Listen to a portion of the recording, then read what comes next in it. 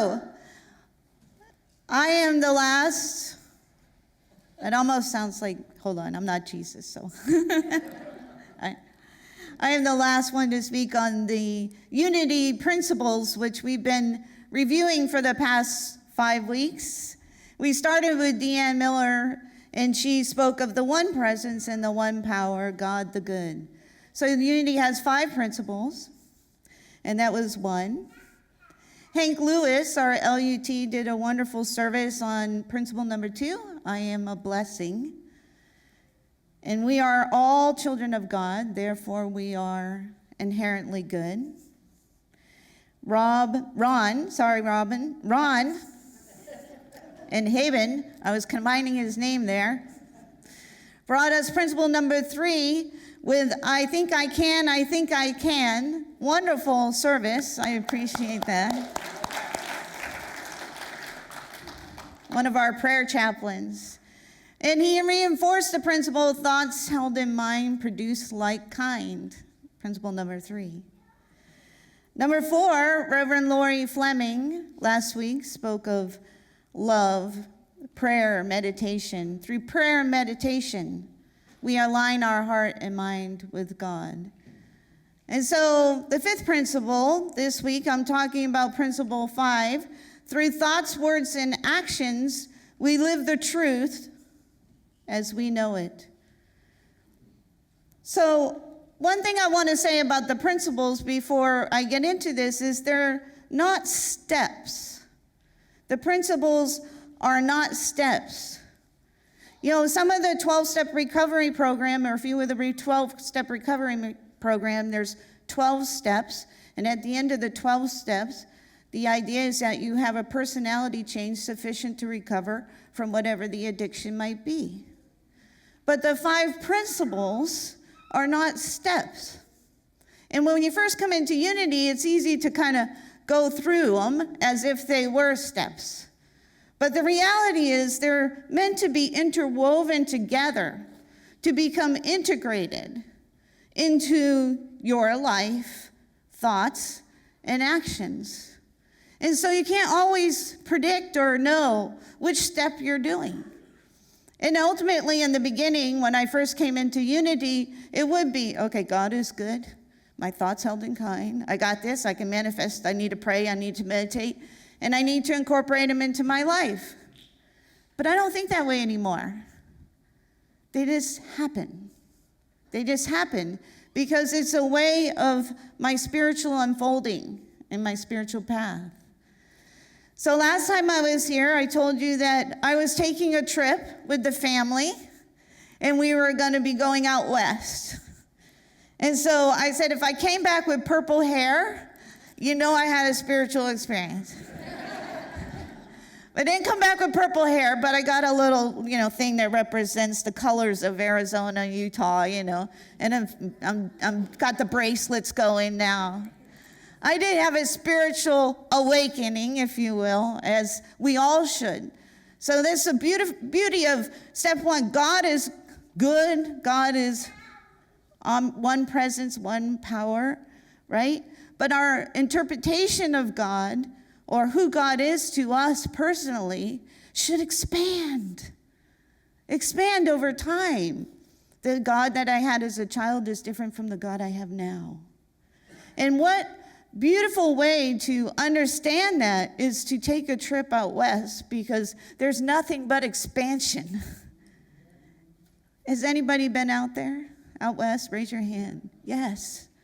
The mountains of Arizona, Utah, Colorado. It's just nothing but expansion.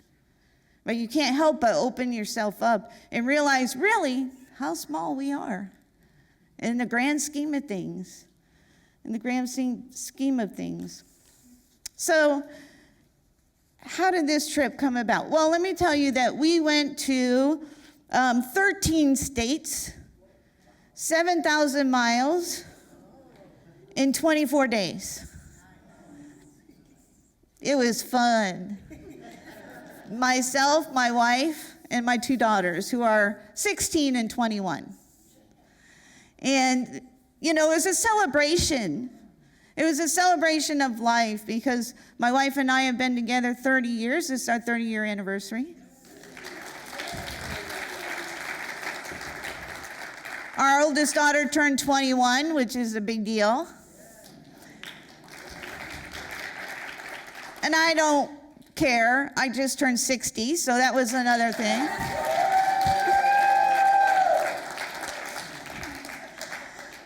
And our youngest daughter is 16 this year. That's a thing. She'll be 17. She just got her driver's permit, I have to say that. So that's a celebration. So it's a year of celebration. So that'd be another talk. The driver's permit. Talk to me in about a month. It's a year of celebrations. And so it came about for something that we put in place 2 years ago, which next month we're talking about prosperity in our lives. And so you get to hear that story next month. But I'll tell you that it took 2 years of planning. So when we talk about manifestation and affirming and planning, we have to plan these things sometimes. Yes, prayer went into it. But what also went into it, the first thing we had to do, we bought a map, a real map. Not a Google map. But we taught the girls how to unfold a map.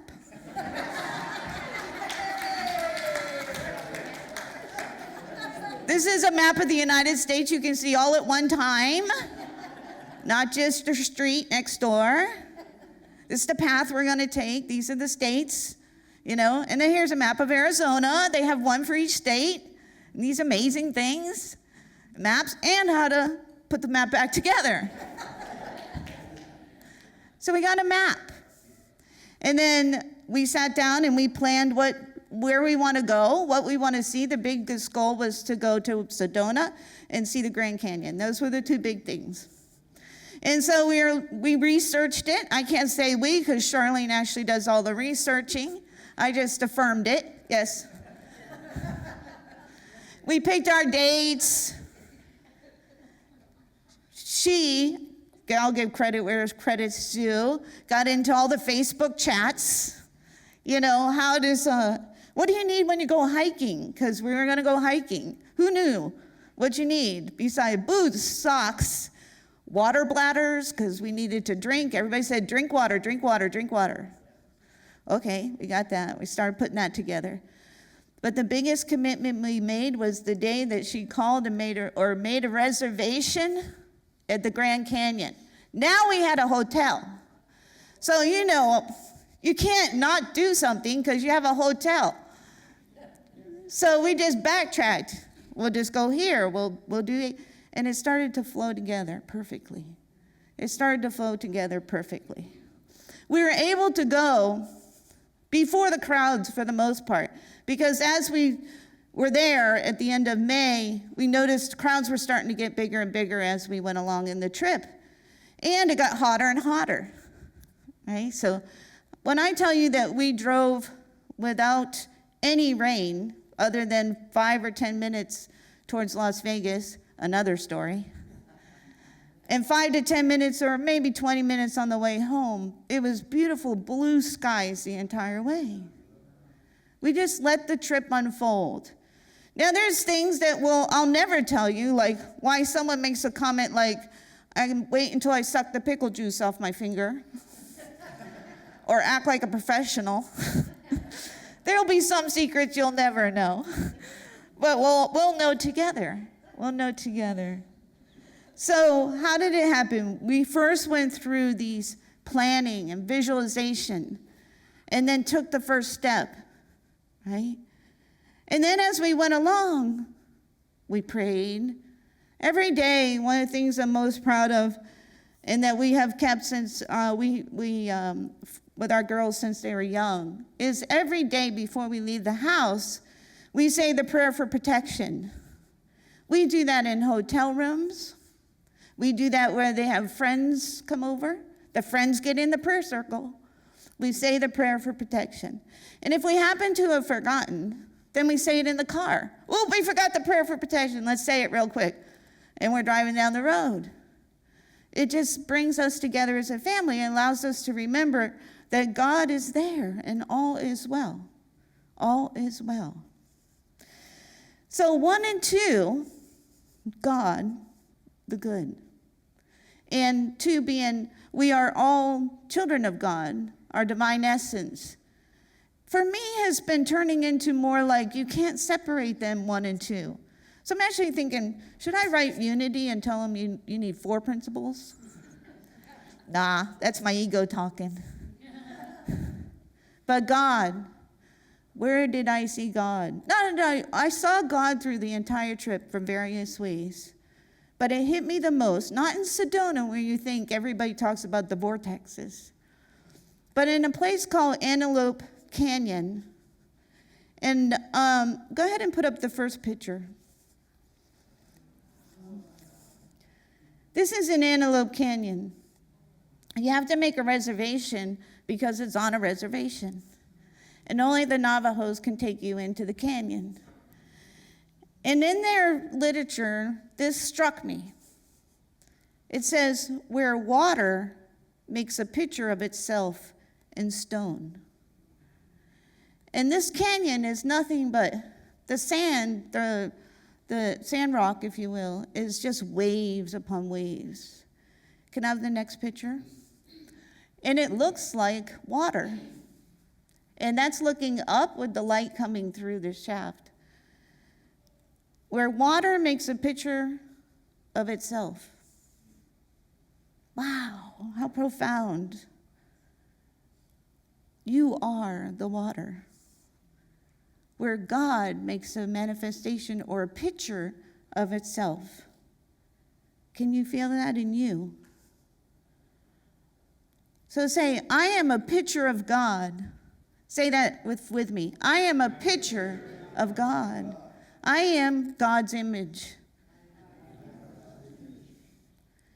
You see, one thing that really struck me out there, you can take that down, is, unless you enjoy looking at it, is that God is in the rock. God is in all of that, everything that we saw. Job 12 says, but ask the animals and they will teach you, or the birds in the sky and they will tell you, or speak to the earth and it will teach you, or let the fish in the sea inform you. Which of all these does not know that the hand of the Lord has done this? In his hand is the life of every creature and the breath of all of mankind. To be taught by the earth, what a wonderful gift. You know, we went on, and I'm not a geologist, so I'm like, oh, it's rock, you know. But to hear the tour guides talk about the billions of years, or the fault line in the Colorado. We took a raft trip down the Colorado River, and as we were passing these rocks, there was a fault line, and all the rocks are being pushed up like this, you know. And of course, my human side goes, well, I hope there's not an earthquake right now, because. But wow, this is happening right now as we're sitting here. That's the other thing, to think right now as you're sitting here. That's still happening. The faults are still happening. The mountains are still growing. The snow is still melting. What a wonderful, expansive belief to know that is all part of God, the universe, divine mind, principle, capital P, truth, if that is how you call it, whatever you choose to call it. Every place that we went was more expansive than the last. We'd go around a mountain range into Bryce Canyon, probably the most beautiful place I've ever seen on earth. And then we go around the corner and we'd be like, wow, wow, oh my God. Don't go over to the edge you're too close to the line right now because there's no guardrails and you're looking down. Oh, no, I'm just watching the road. And then, wow. Now, I grew up in Florida, so everything's a wall. This is like flat, flat, flat. And we kept saying, when we get back, Everything's going to be flat. Wow. Everything was just wow. Farmlands were wow. Wind turbines. What the heck? There's so many of them. Look at them all. Wow. But it's not to say that things don't happen. As we go through our lives, life happens, right? And so in the middle of our trip, unfortunately, Charlene had an issue with her back. And, we said, okay, we know what to do. Medicine, this and that.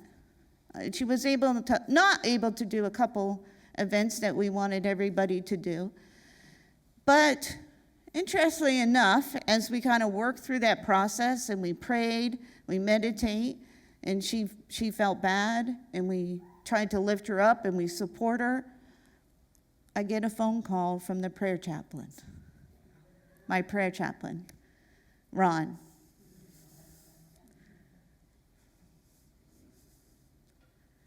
And I say, can you call me back? It's my prayer chaplain back there. I apologize. And when you call back, would you say a prayer for Charlene and her back? And so he did. Called back, left a message. I forwarded it to her.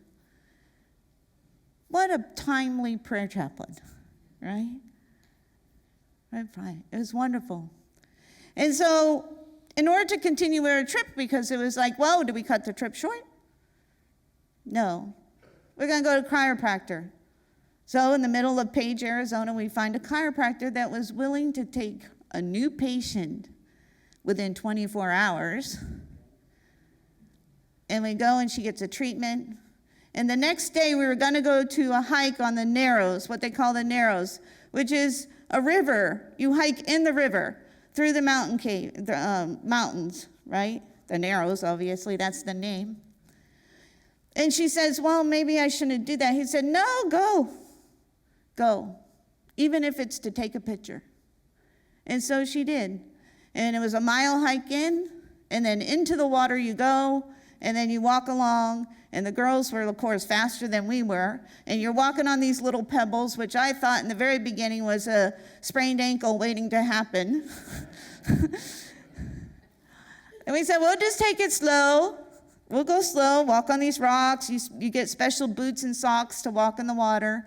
And he told the girls, go ahead and go. So you don't get cell service, nothing, so they went. And Charlie and I went around a couple curves, and then we see the water got up to the chest. And we're like, we don't need to walk through that. So we pull off to the side, brought a little chair, sat down, ate our peanut butter and jelly sandwiches, and watched everybody else go by. And they were like, good for you, good for you. And we're like, hey, water ahead, water ahead. It gets steep up there, and we just had conversations with people as they walk by. And then we decided, okay, we'll go back. And I realized I have no way to connect with the girls, so hopefully they know. So telepathically, I'm going, come back home, trying to send them a message. It wasn't too long afterwards, we see them coming. And we're like, you did it. They went through the high water. They went down there and they asked this guy, we've been hiking for a while. I think they said about 1.5 miles in. And they asked this guy how much further it was. And he goes, 16 miles. And they go, okay. And they turn around. They said, act like we did the whole 16. So they come in, and they did about 3. And then, so it was just part of the process, right? So prayer meant, you just make it part of your process. The less you resist, the more life just flows. And we got to teach them some life lessons that we learned as growing up, which is how to use a laundromat. By the way, when we went to the laundromat, it was 50 cents. It's $4.50 now for a load of wash. They're like, this is ridiculous. So I'm thinking, yeah, it is. But while we're at the laundromat, this elk walks by. And we're like, okay, well, you don't see that every day in Florida. So it's a wonderful, wonderful trip, and I'm sure there'll be more stories to come. Charles Fillmore, co-founder of Unity, said, "Nature works intelligently, and we shall never be able to conform to her laws until we approach her as a wise and loving mother, who we know gladly gives us what we want when we use it wisely. Instead of operating from a place of despair and hopelessness, we can move forward with faith and with a clear vision for tangible, practical steps we can take to live in harmony with our environment." We can take steps. We do take steps. We take steps in regards to what is it that we want in our lives. Figure out what that first step is, whether it's a Google search or making a hotel reservation or just putting the list together or talking to people about it. Watch it how it unfolds. Affirm and appreciate God through the whole process. Do your prayer and meditation work, and it will happen. So take a moment to reflect on the 5 principles. I ask you to close your eyes. Just relax for a moment. How do we incorporate them into our lives? How do you reinforce them? What do you envision for your life? What steps can you take? What can you do?